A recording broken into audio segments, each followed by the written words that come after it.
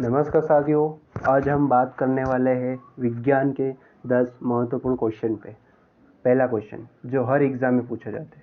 पहला क्वेश्चन, सबसे छोटी जीवित कोशिका होती है जीवाणु की, फफूंद की, या माइकोप्लाज्मा की, या विषाणु की? तो इसका सही आंसर हो जाएगा ऑप्शन नंबर सी, माइकोप्लाज्मा की सबसे छोटी कोशिका होती है। अगर सबसे बड़ी कोशिका की बात करें तो सबसे बड़ी कोशिका शुतुरमुर्ग के अंडे की होती है। सबसे बड़ी कोशिका शुतुरमुर्ग के अंडे की होती है।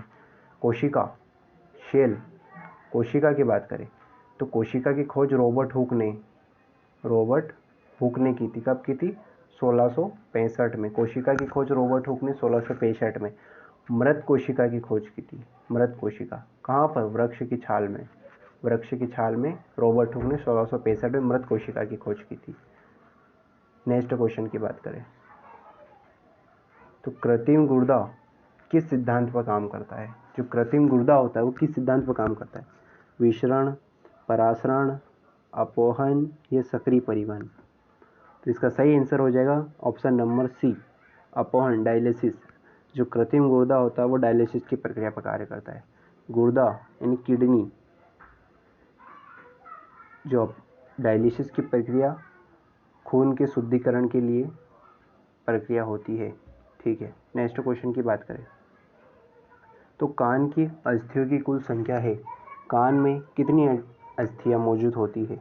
2, 4, 6, 8? तो इसका सही आंसर हो जाएगा ऑप्शन नंबर सी, कान की अस्थियों की संख्या 6 होती है।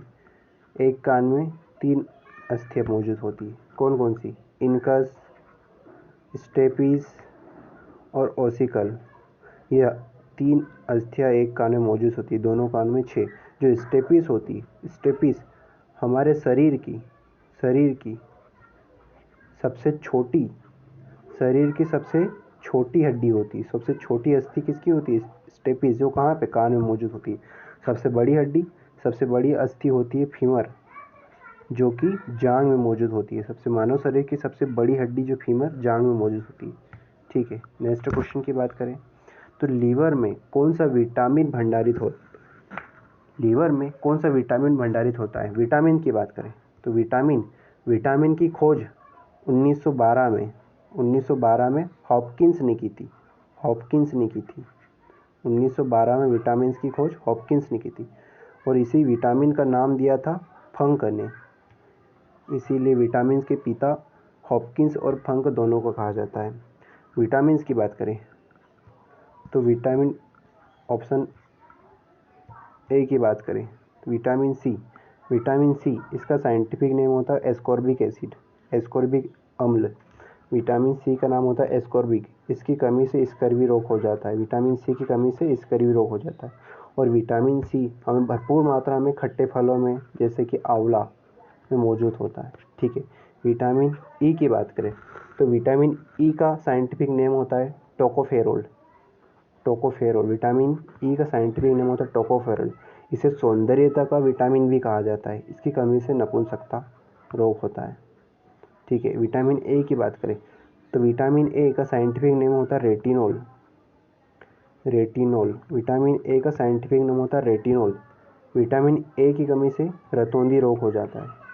विटामिन ए हमें सर्वाधिक मात्रा में गाजर में पाया जाता है।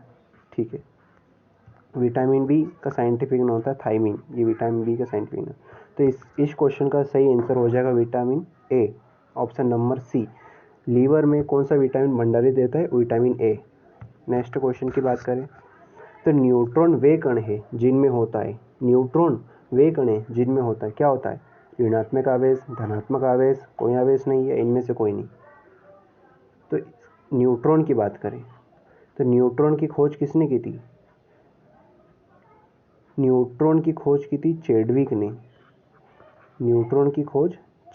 की थी। इसमें कौन सा आवेश रहता है? इसमें कोई भी आवेश नहीं होता है, इसलिए इसका ऑप्शन नंबर सी सही आंसर हो जाएगा, कोई आवेश नहीं होता है। ठीक है, नेक्स्ट क्वेश्चन की बात करें तो इलेक्ट्रॉन की खोज किसने की थी? जे थॉमसन ने, जेम्स वाट ने, गैलीलियो ने या रदरफोर्ड ने? इलेक्ट्रॉन की बात करें तो जो इलेक्ट्रॉन होता है ये परमाणु का नाभिक है। इलेक्ट्रॉन इसके चारों ओर कक्षा में चक्कर लगाते हैं। इसमें कौन सा आवेश रहता है? इसमें ऋण आवेशित आवेश रहता है। इलेक्ट्रॉन ऋण आवेशित आवेश रखता है। ठीक है, इलेक्ट्रॉन की खोज की थी जे थॉमसन ने। ऑप्शन नंबर ए सही हो जाएगा। नाभिक की बात करें तो नाभिक में कौन कौन रहते हैं? इसमें रहते इलेक्ट्रॉन तो बाहर चक्कर लगाते हैं। नाभिक में प्रोटॉन और न्यूट्रॉन, नाभिक में प्रोटॉन और न्यूट्रॉन होते हैं। नाभिक में प्रोटॉन और न्यूट्रॉन होते हैं। प्रोटॉन की बात करें तो प्रोटॉन की खोज किसने की थी? रदरफोर्ड ने की थी। इसकी खोज गैलीलियो ने की थी, लेकिन इसको नाम रदरफोर्ड ने दिया था। और न्यूट्रॉन की अभी जस्ट बात करी चैडविक ने की थी। ये कहाँ पे होते हैं? नाभिक में होते हैं। ठीक है, नेक्स्ट क्वेश्चन की बात करें तो सबसे आघातवर्धनीय धातु है। आघातवर्धनीय धातु मतलब ऐसी धातु जिसे सबसे ज़्यादा लंबी तारें बनाई जा सकती। उदाहरण के लिए समझा जा सकता है। ऑप्शन ए चांदी, ऑप्शन बी सोना, option C aluminium, option D sodium. तो ऑप्शन की बात करें तो चांदी एक ऐसी धातु होती है जो ऊष्मा का सर्वाधिक चालक होती है। विद्युत का या ऊष्मा का सर्वाधिक चालक कौन सी होती है? चांदी होती है। एल्यूमिनियम की बात करें तो एल्यूमिनियम पृथ्वी पर सर्वाधिक मात्रा में पाई जाने वाली धातु कौन सी? एल्यूमिनियम होती है। तो इसका सही आंसर हो जाएगा ऑप्शन नंबर बी सोना। सोना सर्वाधिक आघातवर्धनीय धातु होती है। 1 ग्राम सोने से लगभग 200 मीटर की तार बनाई जा सकती है। ठीक है, अगले क्वेश्चन की बात करें तो एक लिफ्ट एक समान वेग से ऊपर जा रही है, तो उस स्थिति में व्यक्ति का भार कैसा रहेगा? बढ़ेगा, घटेगा, अपरिवर्तित रहेगा या कोई नहीं? तो इसका सही आंसर हो जाएगा ऑप्शन नंबर सी, अपरिवर्तित रहेगा। एक लिफ्ट एक समान वेग से अगर ऊपर की ओर जा रही है तो अपरिवर्तित रहेगा। अगर मान के चलो लिफ्ट अगर नीचे की ओर आएगी तो भार कैसा रहेगा? समान, मतलब एक त्वरण वेग से नीचे की ओर आएगी तो भार घटा हुआ प्रतीत होगा। एक त्वरण वेग से ऊपर की ओर जाएगी तो भार बढ़ा हुआ प्रतीत होगा। अगर मान के चलो लिफ्ट टूट जाए तो ऐसी स्थिति में जो व्यक्ति का भार शून्य हो जाएगा। ठीक है, नेक्स्ट क्वेश्चन की बात करें तो मानव शरीर की कौन सी ग्रंथि एक साथ अंतःस्रावी तथा बहिस्रावी दोनों तरह का कार्य करती है?